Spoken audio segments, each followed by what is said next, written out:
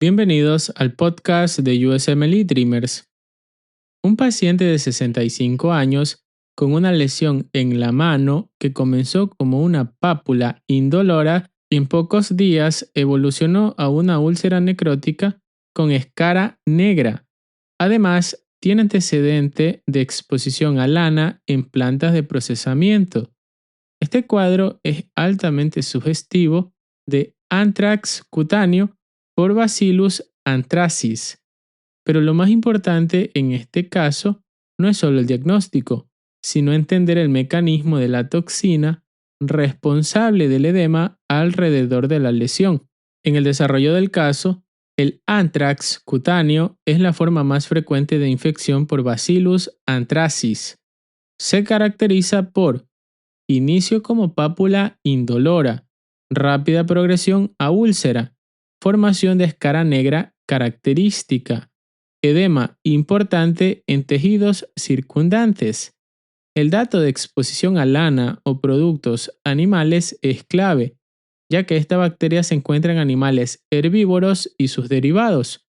Ahora, el edema tan llamativo que rodea la lesión tiene una explicación directa en la acción de la toxina bacteriana.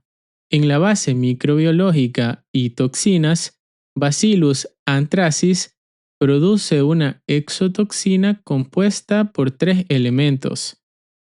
Protective antigen, que permite la entrada de los otros factores a la célula.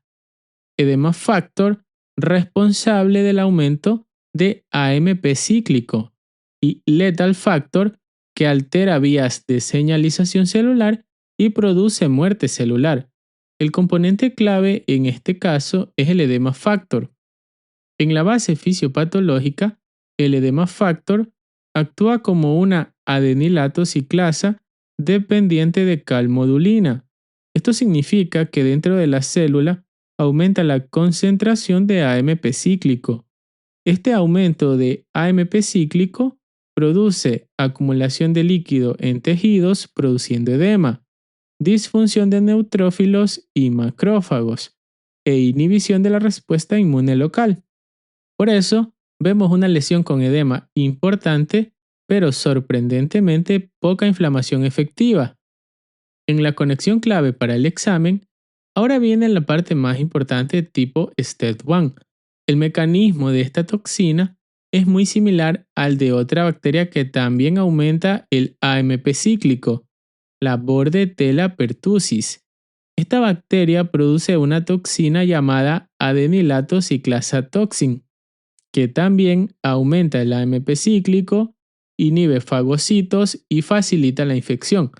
Por lo tanto, cuando el examen pregunta por un mecanismo similar al edema factor del anthrax, la respuesta correcta es Bordetella pertussis. En los puntos clave, Bacillus anthracis causa anthrax cutáneo con escara negra indolora. El edema alrededor de la lesión es mediado por el edema factor. El edema factor actúa como una adenilato ciclasa.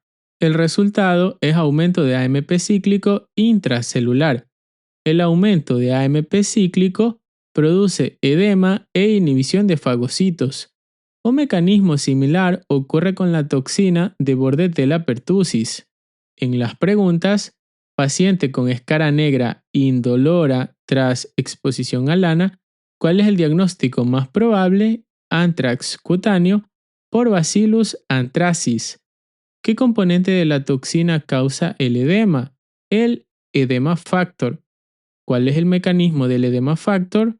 Aumento de AMP cíclico mediante actividad de adenilato ciclasa. ¿Qué bacteria tiene una toxina con mecanismo similar? Bordetella pertussis. ¿Qué efecto tiene el aumento de AMP cíclico en fagocitos? Disminuye su función. Y recuerda, el anthrax cutáneo se presenta con una escara negra indolora y edema prominente. Este edema es causado por el edema factor, que actúa como una adenilato ciclasa y aumenta el AMP cíclico intracelular. Este mismo principio fisiopatológico se observa en Bordetella pertussis. lo que convierte a esta asociación en un punto clave muy preguntado. Si ves una pregunta que combine escara negra, edema y AMP cíclico, la respuesta debe dirigirte directamente a Bacillus anthracis y su mecanismo compartido con Bordetella pertussis. Gracias por escuchar este episodio. Hasta la próxima.